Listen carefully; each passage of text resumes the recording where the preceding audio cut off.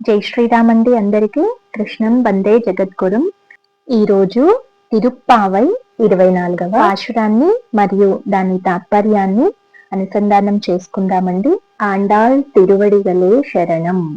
அன்றிவ்வுலகம் அலந்தாய் ஆடி போற்றி சென்றெங்கு தென்றிலங்கை செத்தாய் திரள் போற்றி போன்ற சகட முதைத்தாய் புகழ் போற்றி கன்று கொடிலா எரிந்தாய் கல்லல் போற்றி குன்று கொடையாய் எடுத்தாய் குணம் போற்றி வென்று பகை கெடுக்கும் நின் கையில் வேல் போற்றி என்றென்றும் சேவகமே எத்திப்பறை கொள்வான் இன்று யாம் வந்தோம் இரும் கேலோர் ఎంబావాయ్.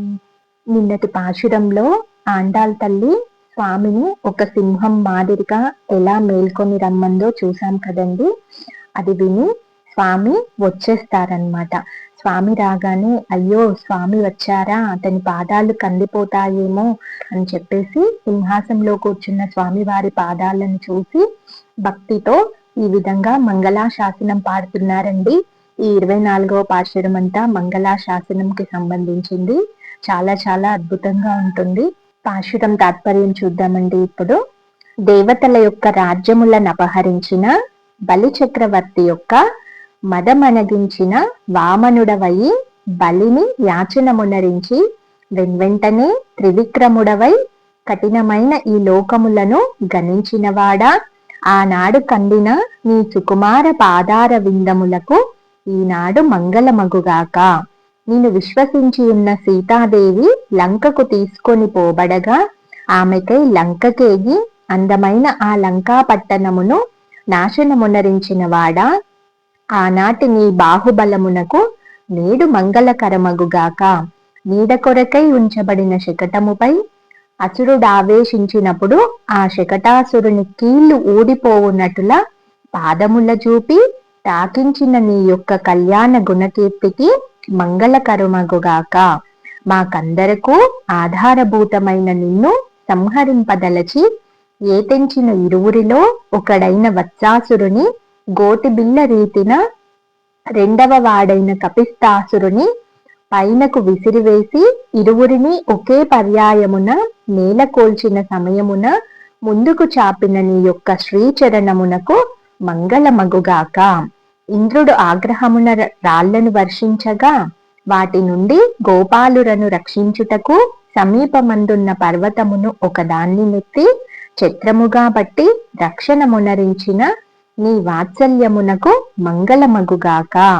తన యొక్క జయశీలముచే ఎదురించినటువంటి శత్రువులను సమూలముగా నిర్మూలింపచేసడి నీ హస్తమందలి బల్యమునకు మంగళకరమగుగాక.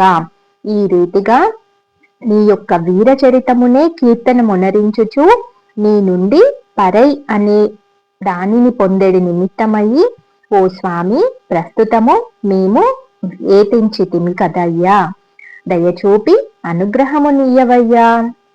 ఈ విధంగా గోదా తల్లి స్వామివారికి మంగళాశాసనం పాడిందండి. నిన్న స్వామిని లేపి ఆసనంపై కూర్చోబెట్టారు. ఈరోజు దృష్టి దోషం తొలగడానికి మంగళం పాడుతున్నారు. విగ్రహ రూపంలో ఉండే భగవంతుని వద్ద కూడా ఇంతే సేవ జరుగుతుంది. ఇది మనం గుర్తు పెట్టుకోవాలండి. మన ఇంట్లో కావచ్చు, మందిరంలో కావచ్చు, ఎక్కడైనా విగ్రహానికి అంత శక్తి ఉంటుంది. ఇదే విషయాన్ని ఆండాళ్ తల్లి మనకు తెలుపుతుందండి ఈ పాశురంలో. ఈరోజు దేవాలయాల్లో కూడా ఎలా అయితే ఆండాళ్ తల్లి స్వామివారికి మంగళాశాసనం పాడిందో వచ్చిన ప్రతి ఒక్కళ్ళ చేత ఇలాగే హారతి ఇచ్చి మంగళశాసనం పాడిస్తారండి.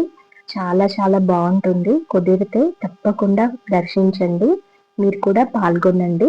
ఇదండి 24వ పాశురము. రేపు 25వ పాశురంలో మళ్ళీ కలుద్దామండి. జై జవాన్, జై కిసాన్, జై శ్రీరామ్. ధర్మో రక్షతి రక్షితః. కృష్ణార్పణం. స్వస్తి.